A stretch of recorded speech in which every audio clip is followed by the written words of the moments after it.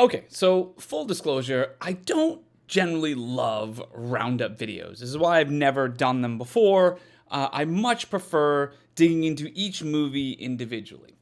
However, as life happens, sometimes things kind of get away from you, and I realize that I am way behind on the number of movies that I still need to review. And so, because my OCD will kick up pretty heavily, this is my way of essentially clearing the decks so that I can kind of continue on. I actually might go back and do some individual videos of one or two of these movies just because I want to expand upon what I'm saying here. But for the time being, this at least gets me back to neutral. Out of Darkness. Now, horror movies that have a unique concept or setting always makes my ears perk up. Because let's face it, like there are tens of thousands of horror movies out there at this point, and coming up with something where just the premise of it makes you stop and say, I don't think I've seen that before, is pretty impressive. Out of Darkness is a movie set 40,000 years ago where a small group of outcasts from their larger tribe has struck off on their own in order to find a new land. Now, I'm not entirely sure why they struck out for this new land and left the safety of their group, but here it is. Now, this new tribe is made up essentially kind of like a Dungeons and Dragons party. I mean, there's the leader and the warrior, his wife who's pregnant, his two children, his old advisor, and a straggler orphan who came with them to find a family and place. Now, upon arriving at the new land, they're immediately beset by a strange being that grabs one of them in the night and sends the group into chaos. The concept, the setup, the production design is really where this movie shines.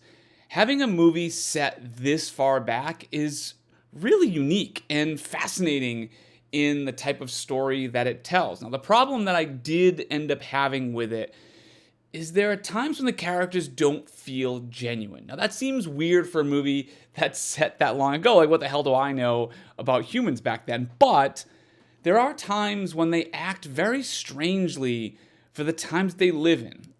Let me explain. Back during those times, humans evolved by relying very heavily on instinct and emotion. All the things that we have now when it comes to stress, anxiety, panic, the fight or flight skill, adrenaline, etc., all are honed products of when we needed to have them for actual survival. Now, from what I would guess, living in a time period where you're not as high up in the food chain would present a situation where you are constantly battling against nature, not to mention there's a large part of nature that you may not fully understand. So I would think being stalked or in a place that you don't know would be something that you have to live with day in and day out. In this movie, though, it seems the moment things start going wrong and there's potentially something hunting them, everyone panics and cries in fear. I just felt like there were several times where I thought to myself, don't you have to live with this stuff every day? Like, why are you acting like a city kid in the woods right now? I mean, even if you aren't the warrior of the leader of the group, it should still be commonplace to have to fight for survival. That ends up being my central problem with this film, is that it sets up this wonderful premise, but it doesn't utilize it to its fullest. It also does something that always kind of bothers me in films, which is the power level shift throughout the film of the main antagonist. In the beginning, this thing can grab humans out of the darkness and take off without being followed, can physically best the strongest warrior of the clan, is stronger and faster than everybody else. But then as the movie goes on, it seems to get weaker and weaker as the clan itself also gets weaker, to the point where the smallest, weakest person of the clan can somehow take on the main villain that previously was unstoppable. I just hate that. I give this movie a lot of credit for concept, but the story kind of falls apart once it gets going, and the horror element of it never really goes anywhere. I'd give it a B-. Suitable Flesh. This is a movie that seemed to have all of the pieces in place to be really fun and an entertaining horror film. Like, the premise is an entity has the ability, through incantation of sorts, can transfer itself into other bodies, thereby swapping consciousness. Combine that with a director in Joe Lynch, who has a history of going over the top on a lot of movies. The adding of a heavily sexualized spin on the premise, and of course Heather Graham, who seems to be game for both sides of the sex/blood balance. I really thought this movie, although would probably not be mainstream, but at least would be a nice cult film. I mean, maybe it still will be. However, I found myself severely underwhelmed by this film. As a quick setup, Heather Graham plays a therapist who is visited by a young man who seems to be under some extreme emotional distress, to the point of exhibiting multiple personality disorder, or different sides of his personality come out to her during a therapy session. For some reason, something only a therapist out of the Red Shoe Diaries would understand, she seems to develop a sexual attraction to this incredibly troubled young man after, like, the first meeting. During the second meeting, they, of course, have sex.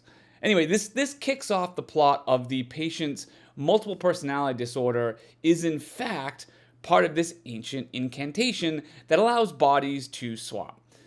This entity ends up swapping with her, the boy, his father, etc. And as I said at the top, it's an interesting premise in the sense of how do you fight something that can swap in and out of bodies of people that you know. So what's the problem?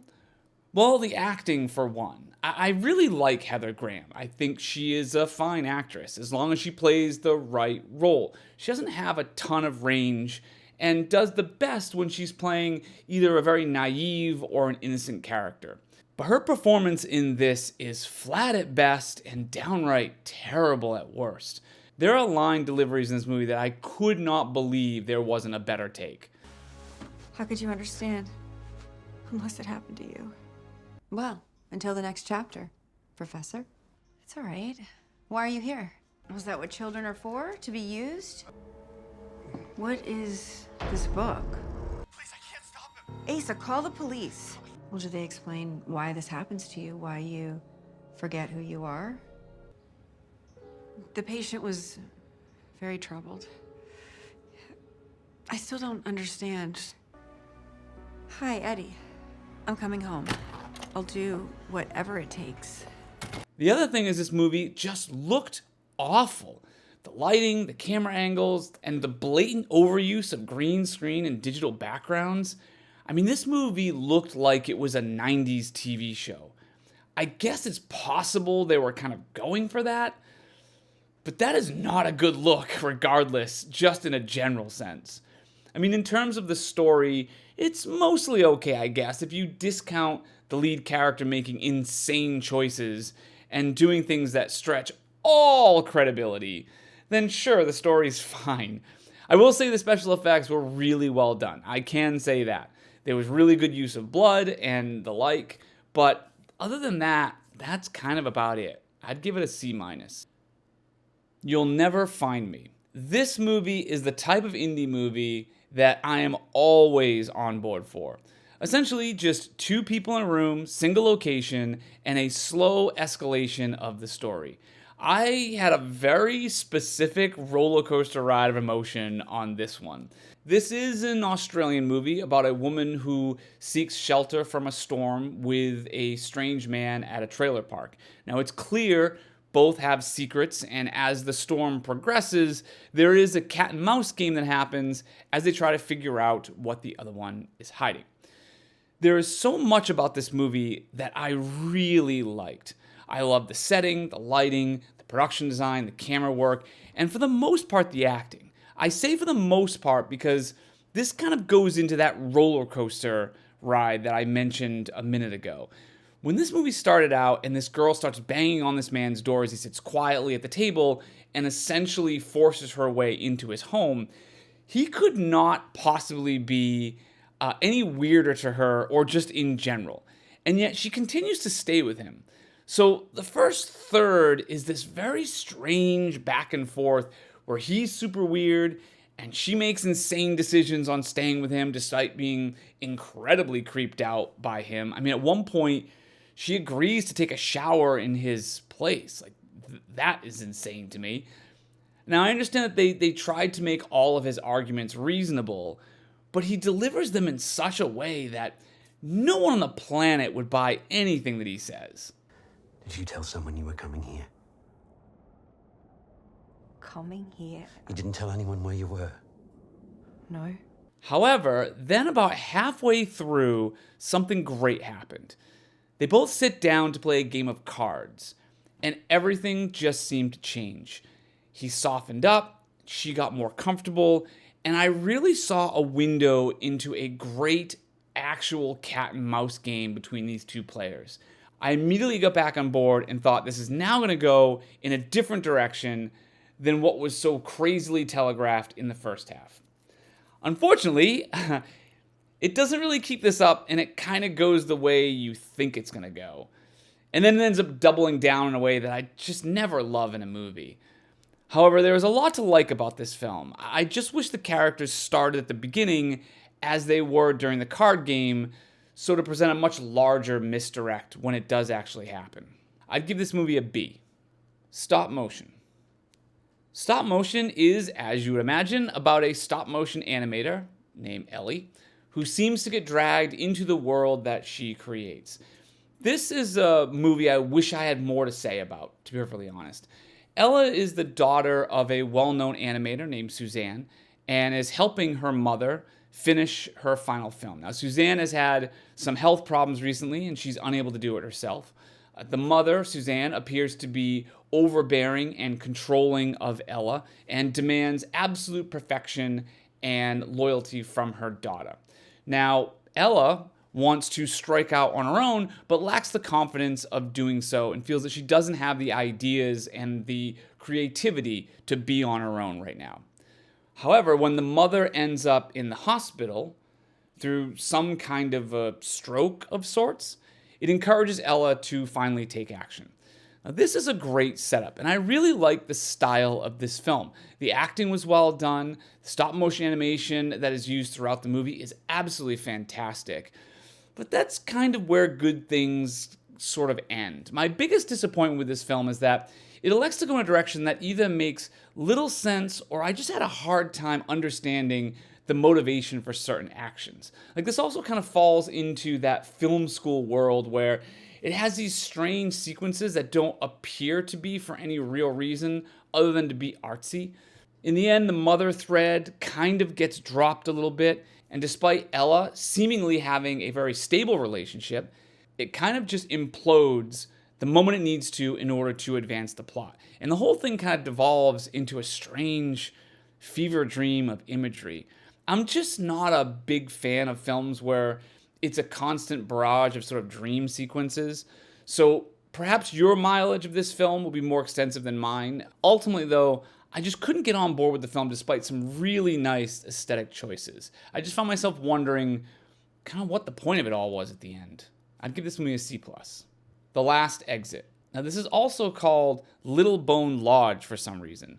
But either way, whichever it is, this is about a pair of brothers on the run that hide out in an Irish farm only to learn a series of dark secrets by the family that lives there.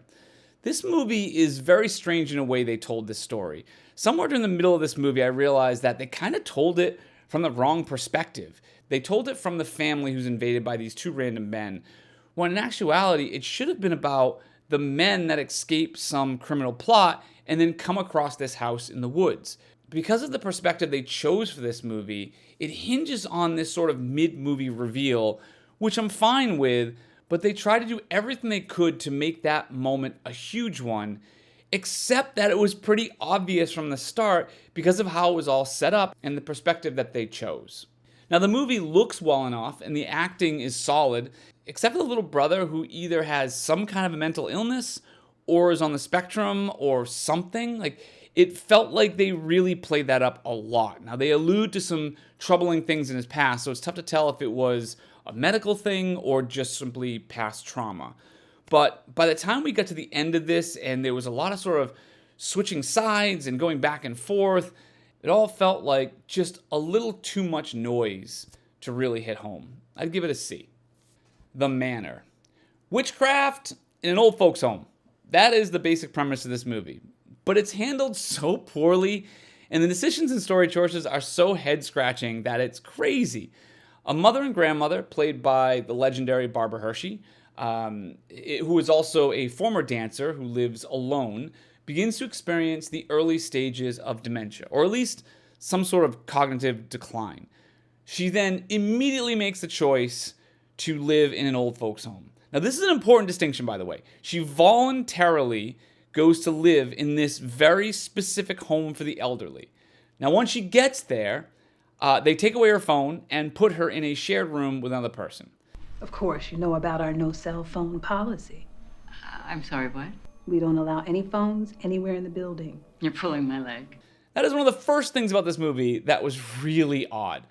Now, the production clearly got the use of this big house, and they decided it would work fine as an old folks' home despite not having many rooms. But what person who lives alone in a house would then immediately, by choice, go to a place where they have to share a room and have zero privacy? She's not even allowed to leave the house without permission because it's locked by a security code. I mean, she can't really do anything. Who does that? Now, I understand the idea of wanting to be somewhere safe as your brain declines, but this is going from 0 to 10 instantly. You would think if this was her decision, she might shop around a little and pick a spot that's a little more comfortable with some more privacy. I mean, if the daughter had forced her into this home, that would make more sense to me. But nope, the daughter doesn't want her in this place either.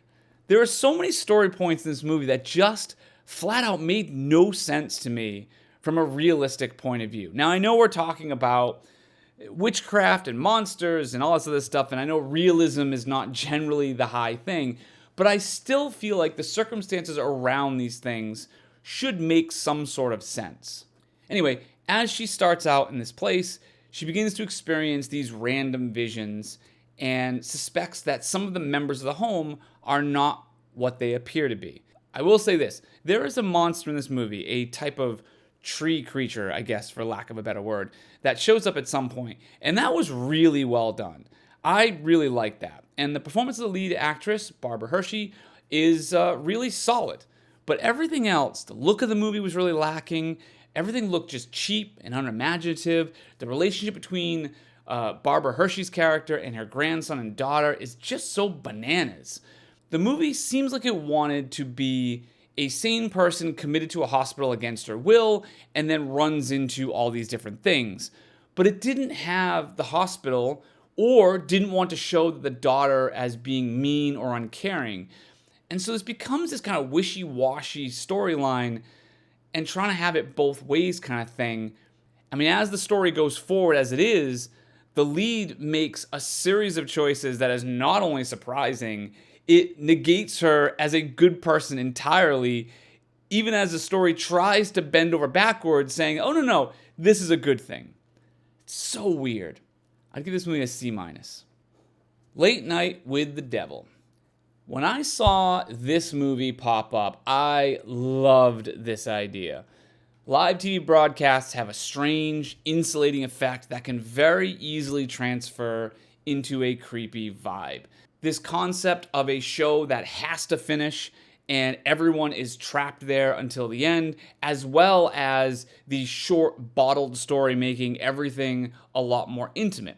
This made me think of movies like Talk Radio or the more recent excellent Pontypool. This movie, however, is kind of in the found footage world, which to be honest I think is a bit of a misstep, where we the viewer are watching the previously unseen tapes of a late night live TV broadcast on Halloween in 1977.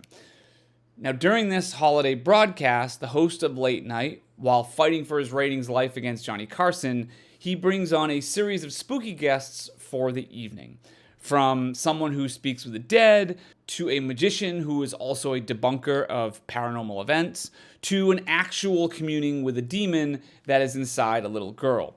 The movie itself is broken up into two styles. The first is what the TV cameras capture as part of the regular broadcast, complete with the 4:3 aspect ratio and retro TV studio look. And then there is the behind-the-scenes footage that apparently was happening during the commercial breaks, which is in black and white, and I think was trying to be like a 16 millimeter film documentary style recording. I have to say again how much I loved this idea. And there is a lot of this movie that I thought was great. The mood, the atmosphere, the contained story, the performance by the lead, played by David Desmalchian, who is able to play that air of desperate host role really well. And to be quite honest, my only real issue with the film is something that I mentioned earlier, which is the format, which kind of poisons the end of the film in a certain way, because it kind of sets up a format that ends up being at odds with the story that is being told, and it collapses under its own weight because of it. The first thing is there is a rather extended setup to this movie. I don't remember exactly, but it felt like a full 3-minute prologue, which is nothing but exposition to know who is this person, what is his history, and the history of the show. I would argue we didn't need any of that. And I wish they just started the movie as the broadcast and then used the behind the scenes stuff to really get that information out, which they do some of, but they could have really done more and then just cut that entire expository scene in the very beginning. I really wonder if that opening prologue was made after the fact and perhaps a studio note. I mean, I have no idea about this, but it just felt very tacked on for fear of people just not getting the movie. Now, the other part that bothered me was the behind the scenes segments. So every time the live broadcast goes into commercial, it cuts to this documentary style camera for backstage. And even though it's filmed like an episode of The Office, and we're told that it is quote unquote behind the scenes, nobody interacts or seems to even know that the camera's there. There's even times where there's a reverse shot of a conversation, which begs the question, why have this behind the scenes camera? Why the devotion to the found footage style? I could easily see a version of this film where it goes between the TV show live air taping and then an omniscient standard camera filming the backstage happenings. But because of the rigid adherences to the found footage style, the backstage stuff doesn't feel right. And also by boxing themselves into this found footage, once we get deeper into the movie, the same problem happens with this that happens with most movies like this. It starts to really stretch believability of what is being seen and recorded. Now, I won't go too far beyond that for spoiler purposes, but the end just didn't feel earned at all to me. Now, I love the approach, the style, the production design, but I think it ends up falling into the same found footage trap when it really didn't need to at all. And that, to me, is a huge shame. I'd give this movie a B-. Alone. All right, so this is going to be a quick one. I almost didn't add this as it's borderline horror, even though it's categorized as such. A woman is moving to a new location that is apparently several days away of travel, and she meets a creepy guy who does creepy things, and she's creeped out by him. Turns out he's a creep. The rest of the movie is a fight for survival. I just didn't like this movie, mainly because there was just no mystery in it. There's no surprises, no reveals or twists. Everything plays out exactly as you would think. Now, I give kudos to the lead actress, Jules Wilcox, as she did have to go through a ton of environmental stuff like woods, rain, rivers, mud, fight scenes, etc., and she does a great job. I just wish there was a more interesting story here to equal that level of dedication. Nothing in the movie is particularly clever in how she gets away or how he hunts her down. I mean, I openly wondered for most of the movie if he had slapped a GPS tracker on her or something.